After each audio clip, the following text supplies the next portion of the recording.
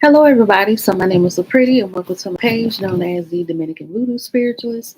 And today I'm going to be doing a reading on the couple known as Dutchess Dior and Shamarcus, who tragically lost their lives to each other. So, this was a really big story on like social media. I never knew who Dutchess Dior was, nor Shamarcus, but apparently they were a very popular couple on social media. And the reason why this became so viral is because they were arguing, going back and forth. And then I follow, since I'm spiritual, I follow a lot of spiritualists and whatnot. And I saw people talking about their demise and how there were like a lot of love spells involved and why people shouldn't do love spells on people, da da da da da. So it was a lot. And then when I watched Lovely T's video about Duchess Dior and Shamarcus, like she played almost the whole live clip. And they were talking back and forth, arguing, fussing, fighting.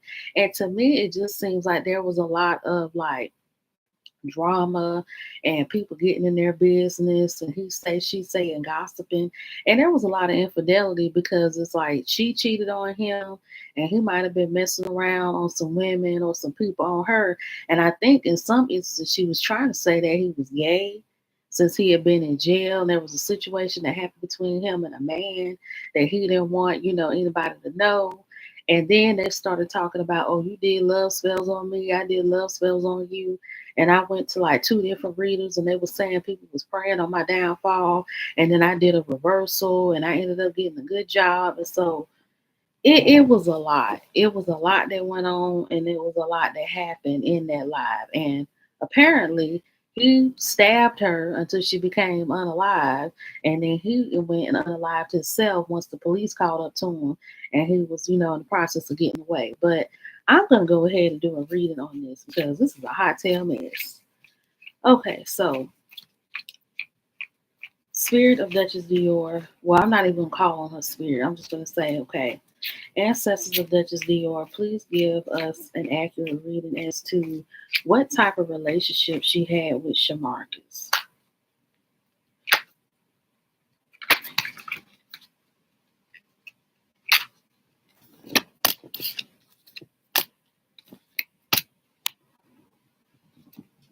I'm picking up that there was a lot of jealousy that was going on in this relationship. And I'm also picking up that he was just trying to play her for a fool. Because what I'm seeing in this relationship is that she had more money than he did. She made all the money, she made more income, she had more notoriety, more popularity, and she just thought things more thoroughly. And that's why she was able to abuse and manipulate him so much. And when it came to Shamarcus, he just was not filling her cup up as much. And then in some instances, he just wasn't engaging enough for her or really too intriguing or interesting enough for her. And so that's why she just felt like engaging or sort of kind of just dealing with other people behind his back. But I do see where they would equal as far as like toxicity because they would get into it about minuscule like things like who's taking the trash out, who's taking the paper out, who's taking care of the kids, who's watching nieces and nephews over the weekend, stuff like that. So it's like they were balanced, but in a very toxic way. So it's like they may have not been balanced financially, but they were balanced more so like toxic wise, and that's why they stayed together because they had like toxic trauma bonds that went on. You hurt me, I hurt you, then eventually we get over things and then we're good, and then we fall out again, then we get back together and we're good. And so it was just a never ending cycle of toxicity. Okay, so let's look into how did Shamarcus feel about Duchess Dior. Ancestors of Shamarcus, please give us an accurate reading as to how he really felt about Duchess Dior.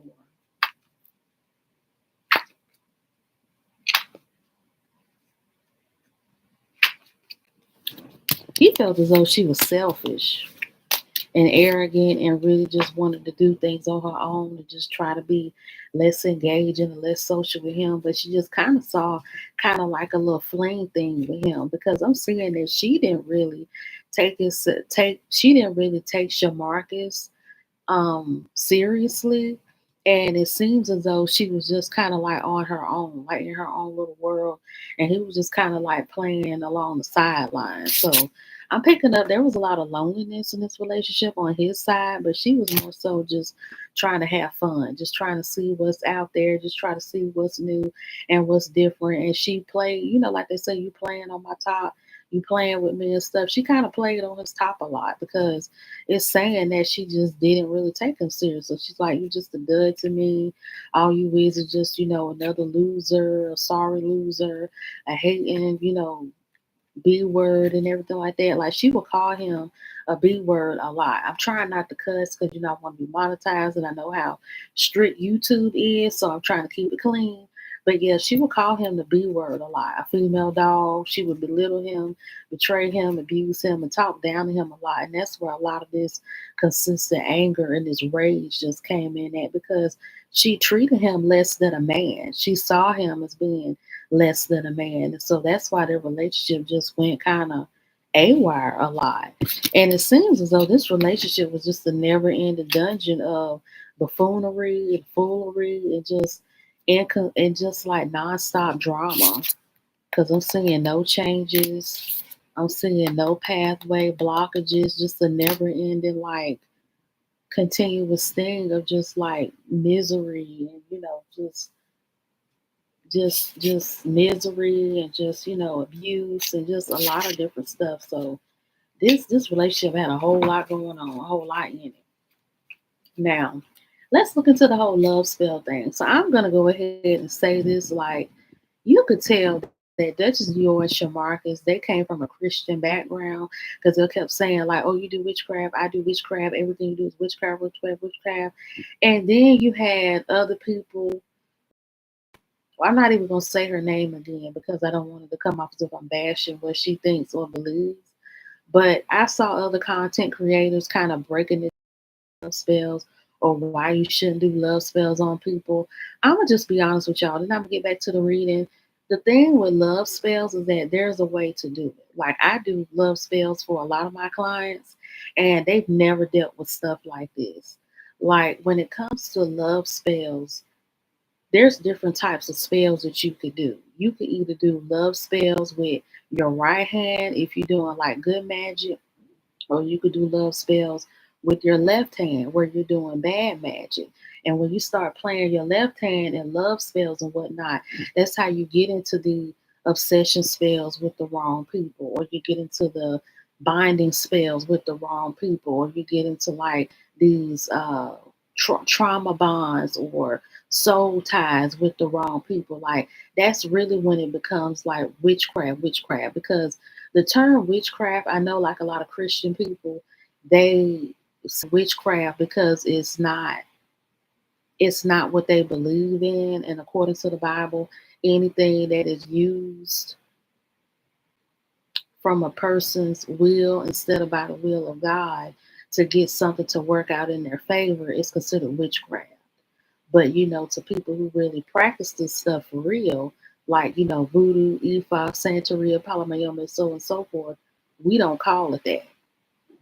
But it just seems like with the types of love spells that they did, if they did do love spells on each other, they did love spells in order for them to stay with each other and in order for them to be with each other and to keep coming back to each other or whatever. But at the same time, it wasn't healing anything, it wasn't cleansing anything, and it just wasn't doing anything that it was supposed to. Because in order for love spells to work, people have to be compatible, and they were compatible in their toxicity. And in order for love spells to really stick, each person has to at least want that person some way, somehow, in order for it to work. So it's obvious that they did sort of kind of like each other. They had a lot in common as far as their toxic traits, but they just weren't, meant to be together. They should have been with each other. So that's the whole spiel on the love spells. But let's see how this stuff got started because I really want to know like how did they get into this stuff. Okay, ancestors of Duchess Dior, when it comes to her using love work and root work and things like that, how did she become interested in this? Like what happened with this? Like how did she become intrigued in this?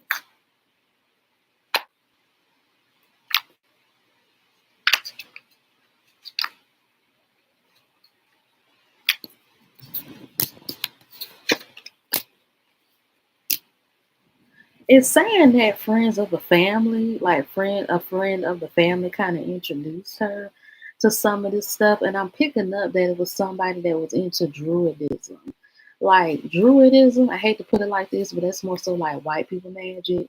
So druidism is a type of like witchcraft that comes from like the Celtic people, and I think I met one person a while back that practiced druidism. But yeah, druidism is like, one of the, Caucasian, spiritual practices and whatnot.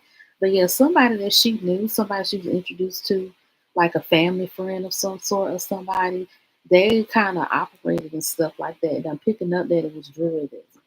And druidism is, it could be very deep and dark and, kind of nasty depending on like what you get into and what you use. And I'm saying like that's what was happening and that's what was going on. And so she was introduced to this stuff by like a family friend and she just kind of got too deep into it because she got real crafty, real knowledgeable and whatnot, and they weren't teaching her right.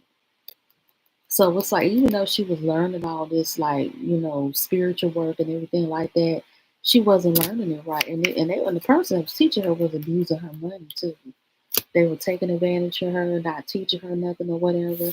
And it was the cause of a lot of chaos. So it's like by her learning this stuff improperly and by her not really knowing how to use it, and the person that was teaching her that she was, supposedly paying in order for her to learn this stuff the right way, they were just using her. Because that's the thing about spirituality now. People think they, could just pick up dolls and pick up candles and, witchcraft books and stuff like that and start doing it. But you have to be called to it. And then once you're called to it, you have to find a good teacher, a good leader, and things like that. And they have to be, genuine with you to teach you correctly and to put on the right protections. And she didn't have that. So that's why this relationship was so chaotic with her. And her life was too, because she never really had too much peace in her life either. So let's look at Shamarcus. Ancestors of Shamarcus. How did he get involved in like spiritual work and things like that?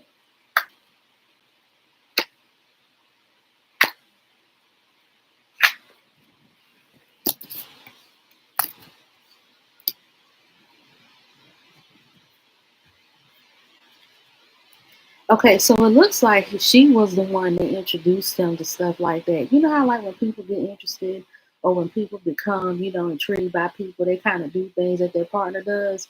Kind of like with what's that rapper's name that was in a relationship with that girl named Brittany? I cannot think of his name.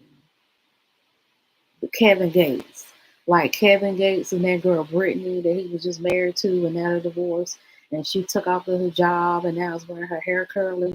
This is one of those types of relationships. It's like she was the one that already knew like spell work and things like that and she just kind of brought him into it because oh you're my man, I'm gonna teach you what I know so we can do this together, blah blah blah. So that's pretty much what that was. And he was starting to get a good handle on it too because he was starting to do this stuff and know this stuff a lot better than her because he was actually starting to have like a good turnaround with it and everything. Because in that clip when they was on live arguing with each other, he said that he went to two readers and the readers was just telling him like, oh, well, you have people working against you. You have people trying to stop your blessings, trying to block you up, blah, blah, blah. And that you need to do a reversal. Well, he said when he did the reversal, that he ended up getting a good job and he ended up, coming into some money, blah, blah, blah. So it was working out in his favor more than her work was working out for her. So he was making progress in that. But the issue is when you do a reversal, and it's amazing how there is this man who's a Apollo priest, and he was saying this about reversal. So people don't know that when you do a reversal on somebody, you have to be careful. A lot of times when people are, throwing stuff at you and putting stuff on you or whatever, instead of throwing back, sometimes it's just best to cleanse and protect. Because if you throw back what somebody has given you spiritually, you don't know what that person is equipped with. You could be hitting back at somebody that's a priest or a priestess or somebody that has way more spiritual knowledge than you do. And they could end up throwing back at you so hard and so bad that it could take you out, literally. Or it can make you sicker, it can make you worse, or your money, you can almost lose everything that you have, even your life. And so when he did these reversals, she was one of the ones that was praying against him because she didn't like him. She like, oh, you a simp, you weak, I make more money than you, I keep the income coming in and things like that. Because she was ruling over him financially, and she did kind of, pierce his soul or pierce his feelings to make him feel bad for him not making as much money as her because she was holding that over his head. And so he was starting to get a hang of this magic. So he was making a lot of breakthroughs and a lot of recoveries with this, but it started to backfire on him when he did the reversal because, like I said, when you do a reversal on somebody, you don't know how hard that person can come back at you. You don't know how spiritually equipped, people can be when you throw at them. And so she was one of the ones. Now he did have, some mixed relationships or whatnot with his family, and they were kind of doing spiritual stuff against him too, and he knew it. So when he did a reversal, it not only went back on his sisters and my mother and whatnot, but it went back on Dutchess too.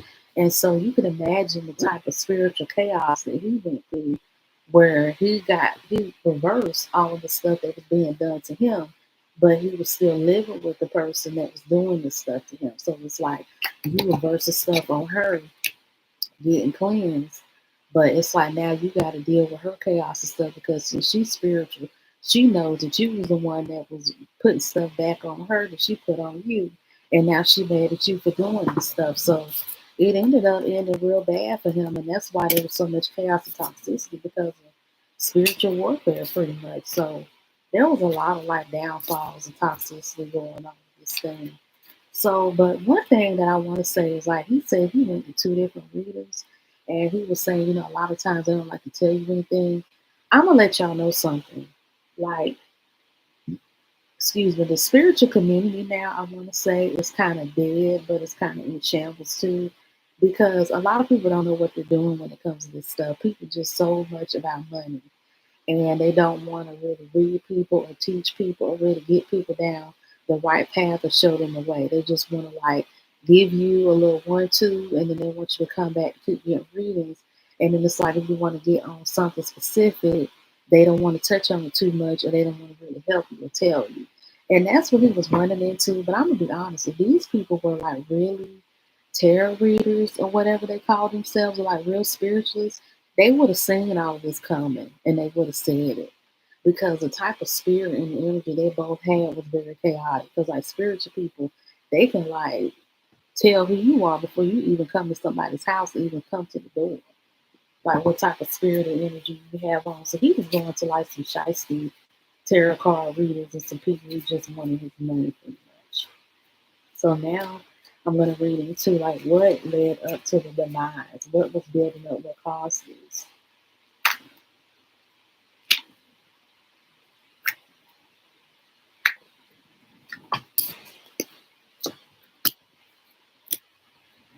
So there was some witchcraft that was done, and I'm picking up that this was done by a voodoo spiritualist, about a voodoo priest or priestess